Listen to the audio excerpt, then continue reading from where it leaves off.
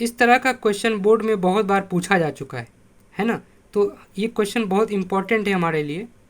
हमें प्रूफ करना है कि 3√2 जो है वो इरेशनल होता है।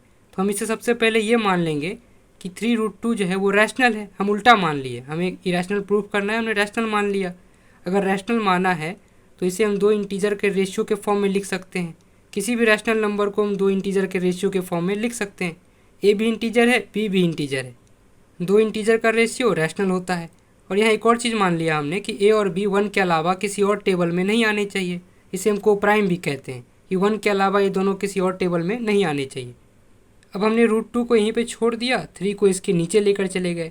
अब यहाँ पर तो ये क्या लिखा हुआ है, ए भी इंटीजर है, 3 भी इंटीजर है, बी भी इंटीजर है, दो इंटीजर का रेशियो रैशनल होता है। ये कह रहा है कि मैं तो रैशनल हूँ, लेकिन मैं इसके इक्वल हूँ, √2 के। √2 तो इरेशनल होता है। तो एक रैशनल चीज़ इरेशनल के इक्वल कभी नहीं हो सकती है ना। रैशनल को तो रैशनल के इक्वल होने चाहिए, लेकिन रैशनल कह रहा है कि मैं तो इरेशनल के इक्वल हूँ। तो ये बात गलत हो गई, यहाँ पर इक्वल का साइन नहीं होना चाहिए था। अब ये गलती हुई क्यों?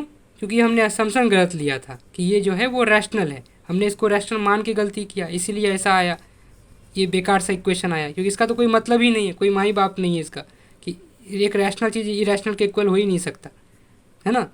तो वही चीज़ यहाँ लिखा हुआ है, but this contradicts the fact that √2 is irrational, है ना, क्योंकि ये तो इरेशनल है।